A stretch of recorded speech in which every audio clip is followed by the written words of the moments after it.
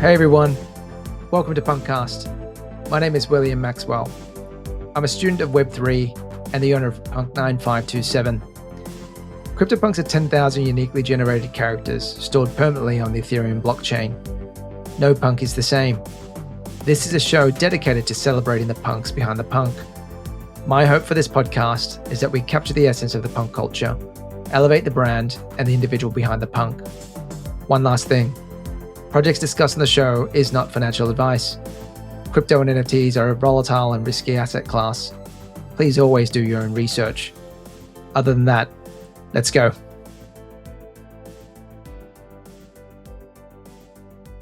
Good morning, good afternoon, good evening, everybody. Welcome to another episode of PunkCast. Today we've got Punk8624. He's a 380, Mohawk thin, rosy cheeks, and a pair of cool regular shades. He's the founder and CEO of Ltd.Inc, a curated platform that partners with iconic artists, creators, and brands to launch rare physical and digital NFT collections and experiences. Please welcome to the show, Blokculture. Blok, how are you? Are you doxed or can we go by Blok? Yeah, I'm fully doxed. Yeah. Daryl Kelly's my real name. Blokculture. God knows where that even came from many years ago, but it was like the idea behind, it was like 2020, I think it was, when I started that. And it's like the idea of blocks on blockchain, and culture being a kind of combo of the two. So, and at the time I couldn't get block culture with a C, so I ended up getting BLOK. Makes sense. Makes perfect sense. But yeah, thanks for having me. Right. No, excited to have you on. Thank you for your time as well. And this is, been looking forward to this chat.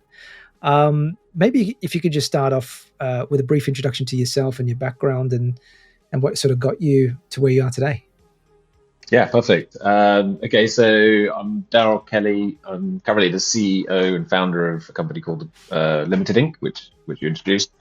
I come from a more traditional background of real estate, insurance, finance, gaming, of which these are companies that my brother and I actually set up in Barbados, which is where we've been based. We were born actually, and then grew up in the UK, moved back when we were both, I was 18, he was 21, and we then started working. I did a fine art degree, and then he started his first business as an insurance broker, and I joined him, and then we continued to build our businesses together. So we've been doing that for the last 25 years in Barbados. And then in 2016, like many people, we had one of those friends and acquaintances who was big into Bitcoin and wouldn't shut up about it. Unfortunately, we ignored him for too long, but not forever. And I think I said to myself, I'm going to lock myself in my apartment and not come out, like long weekend, and not going to come out until I understand it. And yeah, it took me a couple of days, and I think I came out on Monday morning and I was like, wow, this is going to completely change the world. And for the first time, Bitcoin created digital scarcity, or however you want to call it, digital property, digital assets became a thing, which is, really what we all have to thank for what now is an NFT and what could be identified as a token on a blockchain, all that kind of stuff. So yeah, so from there, doing what we were normally doing, we continued, but on the side, I continued to just educate myself, learn, find where I fit into the space. And it was in 2020 that I launched my first blockchain-related company called the Bitcoin Movement, which was is an art and apparel platform dedicated to creating streetwear and art with brands and artists focused on the brand of Bitcoin. So Bitcoin is a decentralized brand. Anyone can do anything they like with it. It's kind of that first concept of decentralized brand building. And so, yeah, we work with known artists and groups to create interesting campaigns, because at the time, much like, I wouldn't say today, but much like, let's say, a year ago in NFT space, the merch and the kind of the products that were coming out were pretty cheesy and pretty bad, to be honest with you. So me being a Bitcoiner, and I will admit I was a Bitcoin maxi for a long time, and I kind of, that's what brought me into the space. And I'm still a big believer in Bitcoin as an asset and as a truly decentralized blockchain. So yeah, I wanted clothing and kind of hoodies and stuff that I could wear, and that was actually something I'd put on instead of like Bitcoin billionaire boys and all this kind of stuff that was, pretty the only thing out there. Anyway, so yeah, we started like that, and it was under that company We were one of the world's first companies back in 2020 to connect a streetwear collection to the blockchain via NFC technology.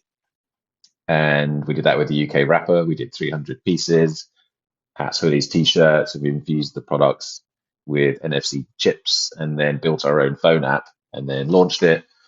We, the collectors who got the garments, they took out the app when they received it, they scanned it, and they got basically proof of authenticity. They got to know the edition number that they owned and the exclusive content that was created by us and the creator embedded into the product. So it kind of really offered a much more interactive and elevated product experience. And so, yeah, it was that really led us to launch the Ltd.Inc platform that we have today, which we launched in February. We spent another 2 years after that first project building on top of that tech and creating a platform that focused on physical digital NFTs. So while 99% of the market has been focused on digital only NFTs and drops and tech, we've really been building for 24 months that connection and trying to build something that allowed Web3 brands, Web2 brands step into the Web3 space in a kind of thoughtful way with tangible products. So yeah, that's kind of where we are today. That was my segue into the space, and yeah, excited to be here. No, that's super fascinating background, and there's a lot of things to sort of unpack there. But I'm just sort of curious in terms of what made you lock yourself away for a whole long weekend to get your head around Bitcoin. That's either how slow I am or how complicated Bitcoin is. It was quite, but back then it was the literature and it was still really misunderstood, and I think it still is today. People don't really get Bitcoin as an asset. They still think it's this dark web kind of product, But yeah, sorry, that's why I really, really, really wanted to understand it. And I think everybody who gets in this space should have an education about Bitcoin. You need to, Absolutely. You should really understand what it did, how it did it, when it did it. And that kind of all segues into why we're all here today talking about NFTs and the term Web3. Nothing would exist if it wasn't for Bitcoin. Absolutely. And just out of curiosity, were you still based in Barbados when Bitcoin was there, or so? Yeah. And what was the vibe like in Barbados? Because were they sort of exposed to a lot of Bitcoin people and community there? Yeah, pretty decent crowd actually. There's a decent community for Bitcoin. Crypto was quite popular. We were surrounded by a few people who ended up really today being very, very big in Bitcoin. Like Roger Ver's, all the kind of big names all came to Barbados quite a lot. There was a couple of like Gabriel Bed is one of the big personalities in Bitcoin, and he's the guy I was talking about who was always talking about Bitcoin to us. So yeah, we knew him very well, and that was his number two. That was ended up being my brother's wife's brother. So it was like quite a small community there. So we knew each other quite well. So yeah, I'm not sure why exactly it had such a big presence there, but it was thankfully a big part of our lives. Once we understood it and really took it into our life, it really became big. Awesome. And you're based in Paris now as well, right? So yeah. just out of curiosity, what's the vibe like in Paris for crypto and NFTs? Well, it is good. I haven't managed to connect too much with too many people yet. Again, I think the language barrier probably stops that a little bit, but there's definitely a scene here. I see it happening, and I've been more infused in the Bored Ape crowd than I have in the punk crowd. I only made that transition quite recently, and I know that the Bored Ape. I went to NFT Paris, and I went into the Bored Ape booth that they had there, and I had some beers with the guys and got a POAP and all that kind of stuff, and it's pretty cool. Nice vibe. I'm heading over to there's an NFT gallery which is opened in April. But honestly, I've had my head down building Ltd.Inc, and we only went live in February, and up until then and past up until just now, it's just been really hectic. Crazy. So I haven't had a lot of time to really get too much into it, but I intend to now. No, well, hopefully you can change the punk vibes in Paris at some stage and get a bit more punk activity going on there. Yeah. And just going back to, I guess, your Bitcoin journey, I think you sort of mentioned that you were sort of a Bitcoin maxi at one stage as well. And, at what point did you I guess, transition off that and find your way, I guess, into Ethereum. What was that journey like? Yeah. So Bitcoin maxi is a strong term. Now I was and I am a huge believer in Bitcoin, and I don't think that will change as long as they keep the protocol the way it is and they don't extend the block size and all this kind of stuff. It doesn't turn into Bitcoin Cash, but stays pure to what it is. I'll always be a fan and a supporter and a holder. Why I was attracted to Ethereum is because Bitcoin is Bitcoin, and it's only good while it is what it is. If you start playing with the mechanics of it, it will no longer be the store of value that it should be. And Bitcoin should only be, in my opinion at least, that the strongest, the hardest money known to man. That's what it is. Hardest form of money that has its purpose, and that will become a store of value for, I believe, up to government level.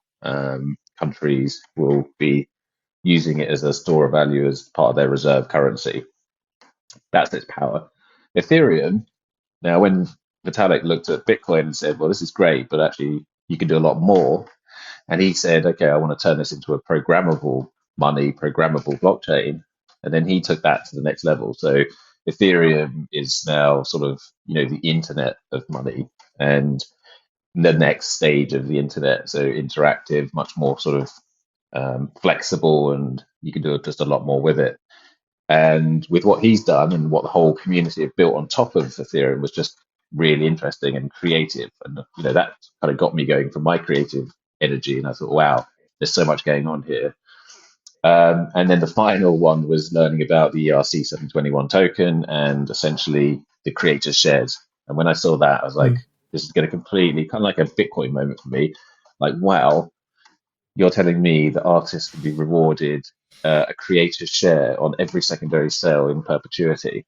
Like, that's insane. And that's going to be not just empowering artists and change that world, but it's going to change the entire, like, so many business models that we all are used to using, like subscription models, ticketing, like everything is going to change because of this tech. And yeah, so that was the kind of final straw. So it was, it was early on when I realized what was happening there. So how, just out of curiosity, how early was that? Like, when did you sort of dabble in Ethereum? And so I was already doing it in late 2019 and 2020. So while I was still launching that collection with the wrapper on the Bitcoin brand, I was also investigating everything going on in Ethereum. I had already minted NFTs. I minted my first NFT in March 2020, and I got it wrong because I was trying to mint NFTs on Bitcoin and realized it wasn't possible. And there is a program called Counterparty, and XCP is a token, and you can do it. And I did do it, but I needed more like programming knowledge beyond my knowledge. But I did manage to mint it, but I didn't manage to connect the image to it. So I've got these NFTs that I did in 2020 that are nothing, but at least they're kind of a symbol of my presence, at least. What was it? What was it that you tried minting on Bitcoin? So I'm actually an artist. So I try to mint one of my own pieces. I do these pop pineapples that are kind of graphically merged graffiti with pineapples back to my Caribbean days. And I couldn't get the image to connect, so they're just blank NFTs. Cool. And yeah. And what was your first NFT that you minted on Ethereum? First NFT I minted was by an artist called Lambo, an Aussie artist actually, or Rareable. Again, that was pretty much the same kind of time then. I started looking at NFTs, and I was so focused on building a digital physical connection with Ltd.Inc. I had lost sight of this entire digital only ecosystem that was booming, and the power of it more so. Like, I knew it was there, and I knew it was this sort of community that was growing, but I'd stepped so far back and had my head so deep into the tech we were building, I kind of ignored the whole boom, really. And then I kind of, after buying that, that was a one of one, so I kind of built my first one of one, and then thought, oh cool, I'll have an asset now, but I didn't think much about it. And then it wasn't until July 2020 I kind of really was like, well, if I'm building this platform, I need to really understand the digital asset world. And I did my own deep dive there, and that was March, April 2020. And by July, I bought my first cool cat. Then I bought my first, like literally within days, then I bought my first World of Women. And then within days, I bought my first Bored Ape. And then within days, I bought my second Bored Ape. And then from there, I was just like, wow. And I caught it as well. There was a lot of hype going on. And I caught it just before everything really kind of shot off in the Bored Ape Good world, at timing. least. Yeah, and I was hooked. And then I was hooked in the terms of like, I love the digital asset world and collecting, building a collection of your own, but also just now like the community and this whole world is going to again change, collecting and what NFTs bring to the table is just incredible. Absolutely. And so maybe let's unpack a little bit about what you're doing with Limited Incorporated. Like, what sort of inspired you to get started with that sort of business? Yeah, again, I think that comes back to Bitcoin and kind of this understanding of digital assets being a thing and how you can represent something physical on the blockchain through a digital token. In 2020, that's still quite a new concept. It still is a new concept today, really, because you're only seeing brands like Nike and Artifact. They did a NFC infused hoodie a couple of months ago. G Money's done his own NFC infused T-shirts. So we're still relatively early in the grand scheme of how this tech is going to affect culture and let's say streetwear and art and all this other stuff that I believe is going to completely evolve and change the way that people interact with their clothing, for example. So yeah, just that ability to provide proof of authenticity of a physical product on the blockchain was a really powerful concept to me, and something I just did a deep dive on and realized there wasn't a lot or anyone really doing it in a very in-depth way and thoughtful way. So we built the whole tech from the ground up, from scratch. We built our own platform, we built our own app that makes it very easy and very convenient and smooth to look at your NFT, look at your scan your physical piece, access all this really exciting content that can be embedded on the chip. So yeah, we spent 18 months building that. Sorry, go on. Yeah, so maybe if you can just help everybody understand what Limited Incorporated actually is, and then we can go Perfect. into Okay, so some of the example products. perfect. Okay, so yeah, Ltd.Inc is a highly curated NFT platform that partners with top tier brands, artists, and creators. We specialize in connecting physical products to the blockchain by NFTs. They're referred to, commonly I think in the space as digitals, even though we and I think pretty much everyone else hates that term. So whoever comes up with the real, yeah, exactly. Nick Carter's got a good one. He calls them full stack. He's got quite a big presence in that space. G Money. There's a few terms kicking about, and hopefully one of them connects rather than digitals. So yeah, we basically we work in kind of three ways. We work to create, launch, and sell physical plus digital collections with brands, artists, and creators. We take an agency style position, so we like to walk our clients and hold their hands through the entire process. So we do conceptualization and look at their existing IP and what IP they may need to build in order to launch something. We do the physical plus digital creation of assets. So we have, through our investors, we have the ability to fabricate and create any kind of bespoke product. Waxman PR is our PR firm, and they actually, when we were doing our pitch to them to represent us, they're the founder of Waxman PR actually was invited on the call and said, "You need to come and see these guys." And he ended up investing in us. So he's now one of our shareholders. So we have a really good support system from a PR point of view. And then, yeah, sorry. No. Keep going. Oh, okay. Yeah. So that's kind of the first step of what we do. The second one is to provide collectors with the ability to verify the authenticity of physical products and access exclusive content. So apply that tech to art or streetwear or luxury goods, and that becomes a really powerful mechanism for collectors. And when you can truly sort of turn physical components like that into a store of value, that becomes a really valuable, I'd say, mechanism for brands and artists. And so through our tech, that's pretty much one of the big sort of things that we do.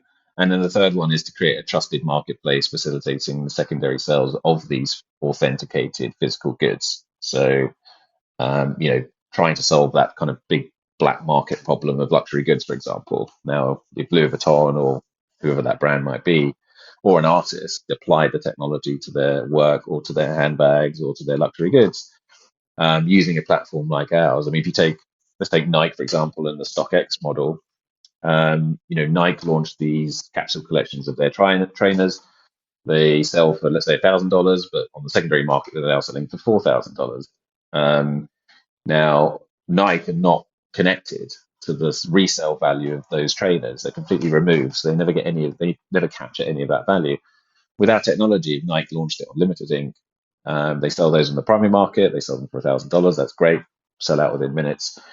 Now, when those trainers sell for $4,000 in the secondary market, Nike are getting a 10% cut of every time that trainer changes hands. They're getting based on the Ethereum, that the NFT that changes hands, they're getting a cut from that on the royalties. That's cool. And how are you thinking about custody in that respect? Is, like, for example, would Nike manage the physicals and then just whenever it's redeemed, they just send it out, or do you sort of manage that internally? Yeah, well, we can manage it. We have done for certain clients, but I imagine someone like Nike, who has all of their own manufacturing processes and structure put in place, we would then simply provide them with the text. Got it. And so basically, it's a primary launch pad with a secondary trading element. But in terms of custody, it's mostly handled by the brand itself. Yeah, and I had a look at some of the stuff you did with. Yeah, definitely. I could sort of see that's much needed. But I saw you did a pretty cool drop with Deadfellas and Wrangler as well. So yeah, that was super cool. Cool. And all right. And are you working with any other particular brands at the moment, or in the pipeline? We did Wrangler, Leon Bridges, Wrangler. We paired Wrangler with Deadfellas, did what we called undead denim, put 20 vintage jeans out of the Wrangler archive and put chips in them, and then bound them to NFC and connected them to a comic book that was created by Deadfellas. That was pretty cool. Shimodu, who's a world famous photographer. So we launched one of the world's first physically NFC infused physical photography collections. So again, providing royalties back to the Shimodu estate on the sales, on the secondary sales of physical art, which I don't think it's really ever been done in the traditional art world.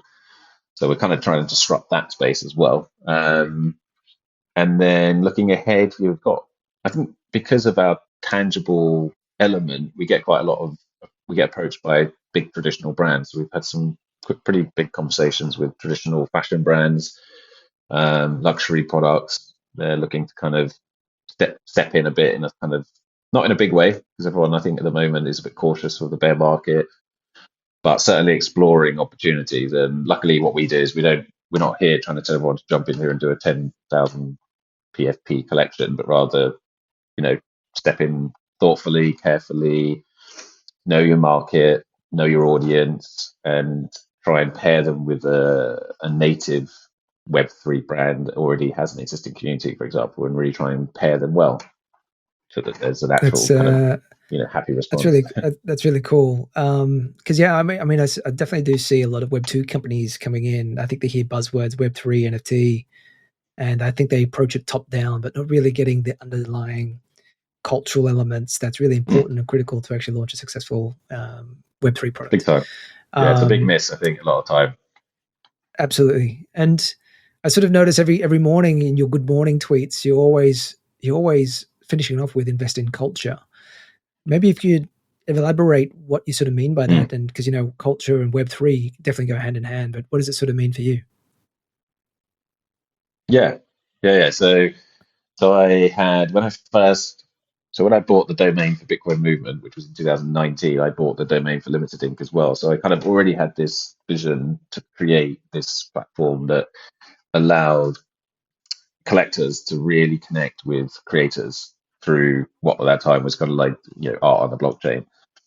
And so NFTs for me are one of the most powerful mechanisms for creator and audience, or fan and creator, to kind of connect. So you're kind of cutting out the middleman. You're allowing both to connect with each other directly. And so investing in culture really meant if you're an artist, you are the creator of culture. If you're a fashion designer, if you're any kind of creator, you are essentially carving out and pioneering today's culture or culture of the future. And so NFTs are just kind of little pieces of that. So when you invest in it, you're taking a chunk and you're saying to the person, I believe in you, I'm investing in you, and I want that. And that NFT you get back is the token of ownership, it's the piece of art, it is the culture. And I suppose that's where that comes from.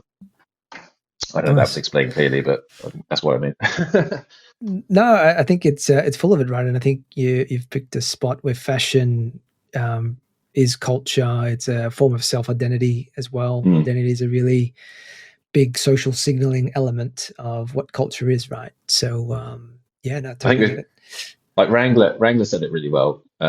We work with Sean Gormley, who's the creative director there. He's a real pioneer himself, and their ethos at Wrangler is to give people the confidence to step into new frontiers, thrive in new frontiers. And that's kind of why we all got together with Wrangler, because they also had this vision of what just Web3, the metaverse, NFTs being the next frontier. And that was kind of, the culture just is so vibrant in this space. I think it's where everything is happening right now. Like I wouldn't want to be anywhere else than trying to carve out some form of creative space in the kind of Web3 space. No, absolutely. And then, mate, so maybe just moving back the conversation to CryptoPunks then. So when did you actually buy your CryptoPunk? It was pretty recent, right? I think. Literally like 2 weeks ago. I think it's like 3 days after I had my firstborn child. So I was like very, very tired. I'd been scouring, I think like most people, when they're going to do something like this, I've been looking at the Cryptopunks.app page for weeks, months, years. I mean, I've really, since I sort of found them, always been looking at them. And yeah, I think I took the plunge, 2 or 3 weeks ago. So maybe let's walk through, I guess, your decision-making process here. I think you've got, it's a 3-attribute, thin mohawk, regular shades, and rosy cheeks. He looks like a really cool dude that carries a lot of culture. But of all the punks that you could have chosen, like, why did you hone in on this one? I think I was really scouring. I couldn't find one that really had the punk feel that I was looking for. Like when I was going to buy a punk, I wanted it to be the punkiest punk I could find, and I'm sure there are other punkier punks out there, but given the time frame and chance of it happening while I was looking, this one just popped up, and I put offers in. I wasn't like lowballing people, excuse me, but I was definitely putting offers in and trying to get a good deal on them because the floor was fluctuating. But yeah, I absolutely love the Mohawk. So I knew whatever one I did buy, I wanted it to have a Mohawk. And luckily, no one really accepted my offers. And then this one popped up. It was 3 a.m. I'd just done a call with Deadfellas and Wrangler and Betty. We'd just done a Twitter show. And because they're in Australia, it was 3 a.m. my time. I'm in Europe. And the baby was asleep. Everything was quiet. And I said, okay, well, I'll have another peek at the CryptoPunk. And literally just saw this one for the first time. Whoever was the owner before put it on. It couldn't have been on for more than a few hours. And I was like, wow, okay, this is super cool. It's 75 ETH. I was like, that's basically the budget I was planning. And I took it off. I made an offer of 70 immediately. That was it. And then I think I waited about 6 minutes and then I bought it for its full price. I have no patience when I find something I really want or that I thought was good value, because I did a quick rarity tool check and realized that rosy cheeks is actually a really rare trait. It's like 124 punks. It's like a 12th rare trait. So I was like, wow, okay, well, either he's just looking for liquidity quickly, and I believe other people were all, because it's a busy space, people do take them off the floor if they're a good deal. And I thought someone's going to snipe this if I don't. So I did it. Yeah.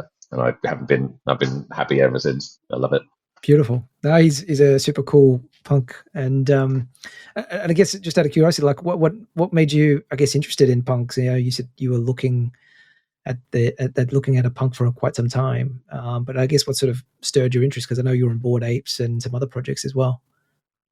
Yeah, well, I suppose CryptoPunks are what started it all at a very basic level. They'll go down in history, or have gone down in history, as the spark that inspired even the Bored Ape Yacht Club collection and every other kind of 10K project. So punks are the most blue chip, if you can say anything's blue chip in this space. But if you can, then punks are definitely as blue chip as they get. And I think they are a safe haven, probably one of the kind of purest store of value in this very early NFT space. And I think they'll be remembered forever and have probably secured themselves their position on the art history timeline. So, there's some significant points in art history where there's a moment and things just change forever. There's a new movement, whatever that might be. And I think NFTs are a turning point into like a digital renaissance that we're probably entering. Big paradigm shift in the way that art will be created, will be collected.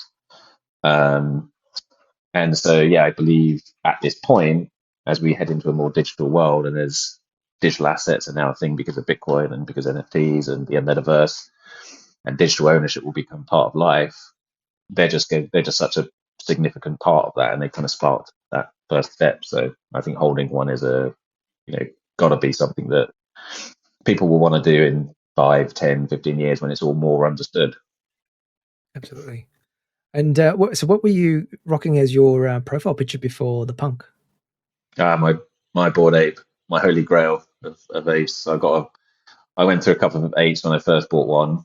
I bought my first ape at 8 Ethereum, and then my second at 18, and then traded up again and bought the one I have now. So he's like a devil with horns, and he's a merge ape. He's got a Bored Ape t-shirt, which I always like the thought of, because you can use the brand in your own merchandise if you've got an ape that's branded. So for me, it was all about the IP. That's why I didn't buy a punk originally, because they didn't give the IP to the owners. And that's why I transitioned into punks now, because Yuga bought them and have given the IP to the NFT owners. Because I probably wouldn't have still bought a punk had they not done that. Oh, interesting. No, it's a nice ape you've got as well. I've got a similar ape with horns as well. Nice. Mate, and I'm just looking. I've got your OpenSea wallet open. You've got a lot of interesting stuff in the bag. Just throwing out the question for you. I mean, what do you like collecting the most, and more importantly, why do you collect? Okay, so what do I collect and why? Originally, I suppose I did it because I was investigating the space and trying to understand it all. I then quickly got sucked into the culture of it and the community of, let's say, the Bored Apes, which is where I spent most of my time. I had 2 apes. I've sold one. I got the punk. I've got 1 ape now. I've got 2 mutants, 1 coda, 7 plots of other side, 1 cool cat, 1 world of women, 1 chromie squiggle, which I absolutely love, 2 curio cards, a pixel map. Like, I love the relics and the kind of the ones that started it as well. I've got a Ferocious, Deadfellas, Bomb Squad, Sabet, and recently I've gone more into like supporting, I suppose, now that I feel like I've got my PFP NFTs covered, if you like, and I'm trying to get more into the actual art side of it, which is what would have originally brought me here. And so people like Guido are really making waves in the space. Like, I love his project he did with Sicilian Kiss, where he did a free min and he ended up with 14,000.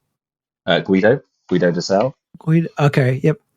Yeah, he did a project, and he kind of was one of the first, or probably the first, to do a free mint in that style. And he got 14,000 collectors overnight almost, and they just paid the gas fee. And the project's called the Sicilian Kiss, and it was just a really impressive way for like an artist to kind of build a digital community really effectively and kind of give back, art to people. And for many people, it was the first piece of art they owned. It was the first NFT they owned, and all they had to pay was the gas fee. They didn't have to pay for the art itself. So that's a photography project, right? Guido's a photographer. Yeah, exactly. Yeah. I've never been able to get my head around photography NFTs, because I think, in my mind, you could sort of think about gen art, algo-driven, co-creation, etc. And I think for me, the longest time, photography feels a little bit low F, it's not the word, but I think it just feels a little bit different in the sense that, you can just snap, shoot, and then mint, right? And I just didn't get that sort of connection with it. But I guess what do you sort of see in photography NFTs? I mean, I see one that you've got in Red Elegance. I mean, these ones are really, really nice, man. These are really cool. That's what Frank Beauport, French photographer. I think it's going to be huge. I think it's hugely underrated because of exactly the reasons you just said. People believe it's, low effort, mint, and, hope people come across it. But it comes back to digital assets, and people really, truly, and again, I think that's wildly misunderstood still, the power of owning a digital asset and that being enough. And I say that while I'm also building a platform to make that physical. But I'm such a big believer in digital assets and the ability for people, digital natives, to just hold digital assets in their collection and enjoy them as digital only assets. And so photography is kind of almost a natural progression for people to turn their visual images into NFTs as photographs. So I think they're going to be huge. Yeah. And I like collecting them. I've got Chimodi's work, which we launched, and I buy Guido, which we also worked with. We turned his collection into a physical collection. We did a 50-piece limited edition collection of his Sicilian Kiss. So yeah, I think people should keep their eye out for really, dedicated artists who are not just literally going outside, taking pictures with their phone, then minting them on OpenSea and hoping people buy them as photographs, but rather find real photographers, find real artists, look at their history. The guy Frank, who I bought, he's a seasoned exhibitioner. He's a real artist. He's traveling around the world. He's taking actual beautiful, really well thought out photographs, and he's put them on OpenSea for like 0.2 Ethereum. That is insane. No, his prints that you can buy on these platforms where they just print out, a not limited edition, but rather an open edition, let's say, just like a poster. They sell for $75. So I bought an original one of one from him as an NFT for the same price, but I get to own that one of one. So there are so many opportunities out there to work with artists like that. No, it's a beautiful collection. It's got that sort of afternoon hue and sort of classic sort of feel, from a nostalgic feel to it. Just really nostalgic, beautiful. Yeah. I'm a sucker for neons. So as soon as I saw it, I was like, oh, I'm having those. Awesome. And then when you reflect on, I guess, your NFT sort of career to date, do any sort of wins or special moments pop up in your mind? As in collecting, like my own collecting, learnings, insights. Yeah. So I suppose getting in early on Bored Apes would be one as a lucky moment. It actually happened because I was going to buy a Bored Ape and put 50 Ethereum aside. I had chosen the one I wanted, and when I woke up the next day, I didn't pull the trigger because it was really volatile. Woke up the next day, and it was the day that, I forget who it is now, a collector cleared the floor of 80 or 74 punks. That's what it was. And overnight, punks had become out of my reach, basically. I wasn't willing to spend more than that at the time. And so I pivoted directly into Bored Apes. And luckily for me, that was the right move at that time. So I would consider myself quite lucky. And, a lot of it was chance. A lot of it was also me watching the market and waiting and trying to, attempting to take the right move or to pull the trigger. And so, yeah, I feel like that was the start of it all, really. And from there, I've always been a bit cautious. I've certainly had losses. Oh, my God, I bought some utter crap along the way, like most people. I've been rugged. I forget the name of that project. Boneheads, was it?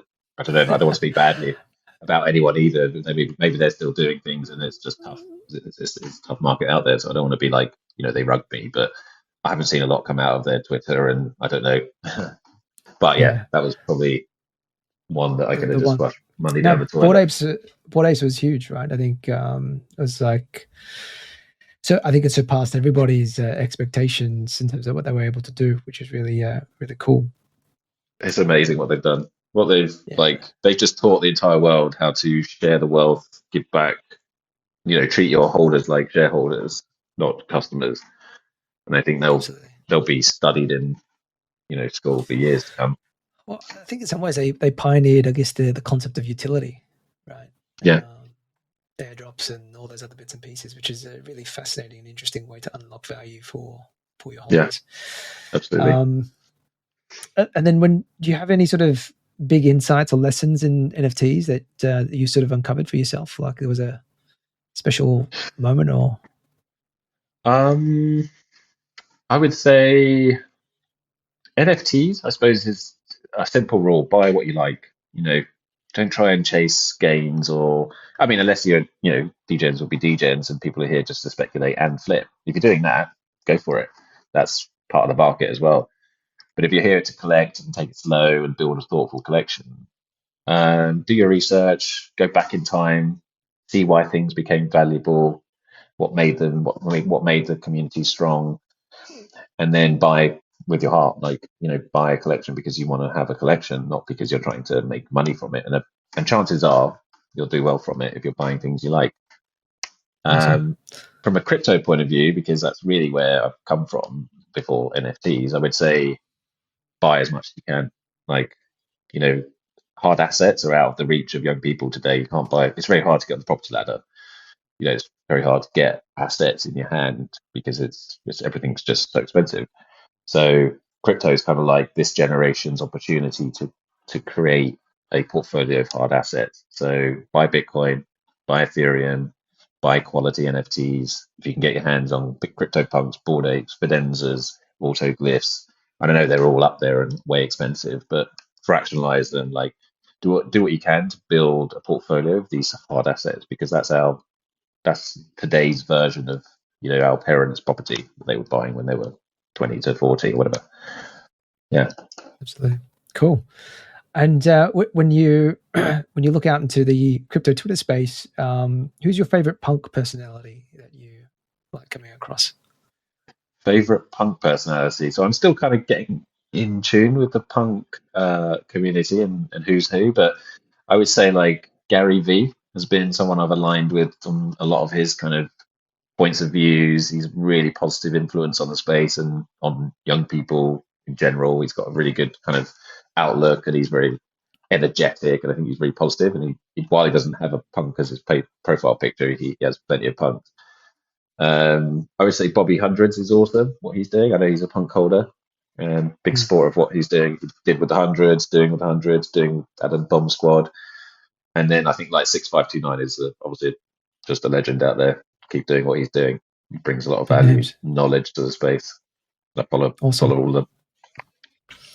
And if you were to describe punk culture in a few words, how would you describe them?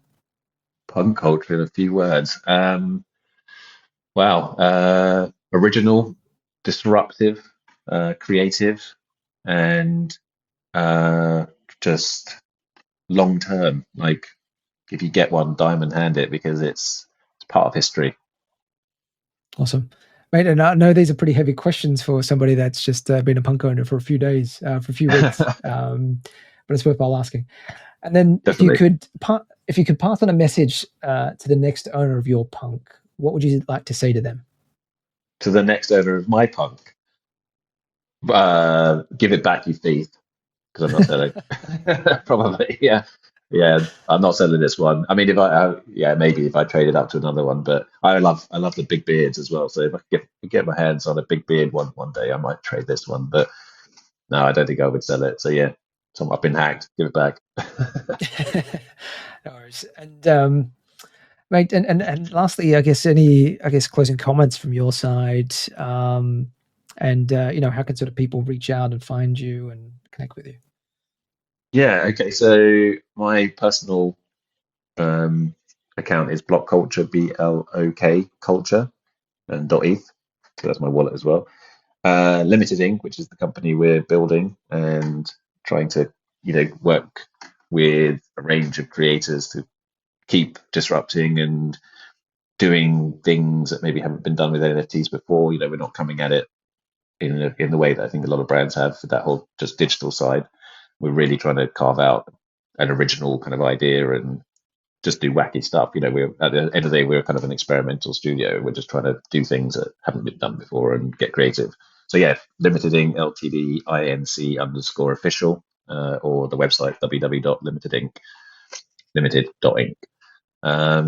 Passing thoughts or final thoughts. Yeah, I don't know. Thanks for having me. And this is one of the most exciting spaces I think that exists today. And I'm just really happy to be here and doing what we're doing. So look forward to seeing you all in the Twitter community.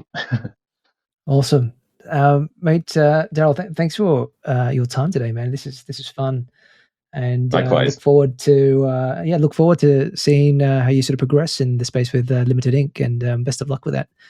Thank you so much. But yeah, and guys, I think that wraps up our show for this week. So yeah, that's a wrap, and we'll come back again next week. Bye now. Thank you.